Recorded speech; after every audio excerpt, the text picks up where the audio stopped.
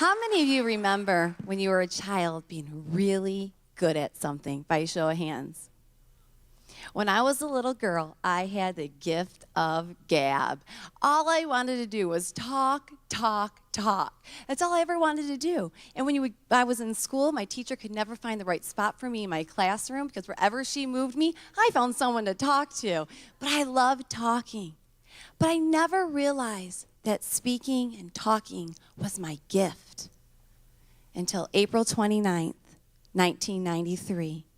My best friend, Teresa DeLoach, died of liver failure on my 18th birthday. Shortly after she passed away, I was given an opportunity to get in front of my entire school to speak on the importance of organ donation. And at that moment when I was in front of my school, in that tragedy, in that sadness, when I was speaking to the class on what my friend meant to me and what she meant to every single one of us, I found my voice. I found my voice and realized by speaking, I can help change the lives of so many other people. And after that moment, you couldn't shut me up again. I wanted to try to find anywhere I could speak at, but the only two places I could speak at were weddings and funerals. And when someone would die, I would raise my hand and say, pick me, I want to speak. And my family thought I was crazy, but I wanted to speak. Shortly after my best friend died, I read a book called Live Your Dreams by Mr. Les Brown.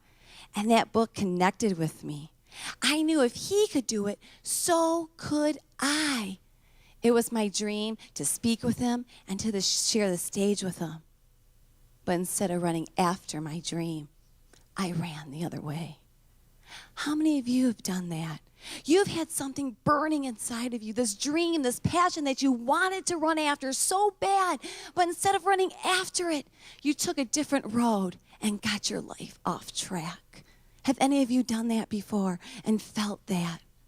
15 years later, now I'm a stay-at-home mom of 3 amazing kids. McKenna's 8 years old, Marcus is 5, and Marcia is 2.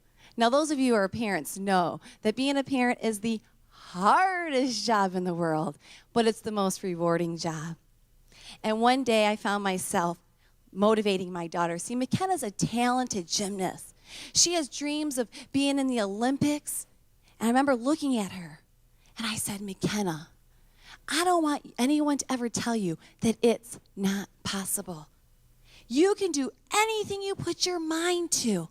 Don't let me, don't let your dad, don't let your friends, don't let your teachers, don't let anybody tell you that you can't do it, because you can.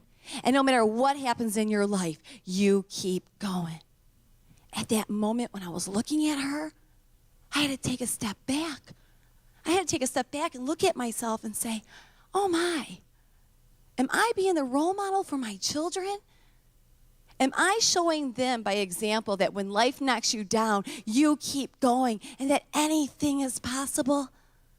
And the answer was no, I wasn't. I quit on myself. I quit on my dream. Have any of you done that? You found yourself quitting on yourself. I was so busy taking care of everybody else out there that I forgot what that dream was.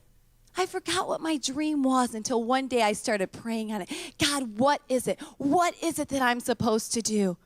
And one morning I woke up, and there in my mind was Mr. Les Brown. I haven't read his book in 15 years. But you better believe I ran downstairs and I looked him up on the internet, and there it was, speaker training. I was reading it and looking at these testimonials and listening to this program that he has had to offer, and my heart started beating faster and faster and faster and faster. I'm like, oh, I gotta do this. I have to do this. That night I went to bed and I woke up at 2 o'clock in the morning, and I woke up my husband, Mark. I'm like, Mark, you gotta wake up. He's like, what's going on? I said, you're never gonna believe this. I had a dream. He looked at me. You had a dream? I said, yeah, I had a dream. He's like, me too. I said, I had a dream though, Mark. I was speaking on the stage in front of thousands of people, and I gave a powerful presentation.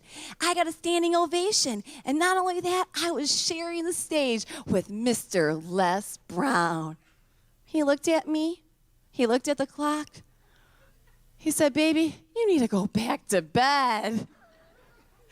That morning I woke up and I made my plane ticket and I booked that reservation and I went to speaker training. I was so scared. I have never left my family before. I've never left my 3 kids home alone with their father.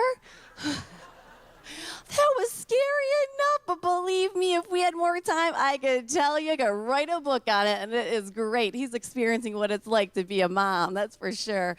But I was so scared. And I'll never forget, though, walking into this conference room full of doctors, entrepreneurs, speakers, and here I am, the stay-at-home mom of 3 kids with a ponytail in my hair, and I didn't even own a suit. The only thing I was doing was watching Barney and Sesame Street.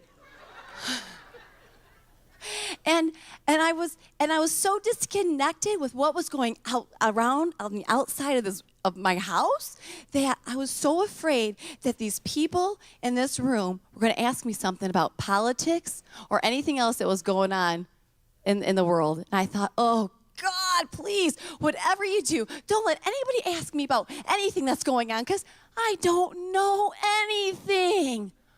All I know is I have a dream. What is your dream? My dream was to go there no matter what and make a connection with Les Brown. And I didn't care how I was going to do it. I followed him around the whole weekend and tapped him on his shoulder. And he probably was like, who is this crazy girl? But I did it.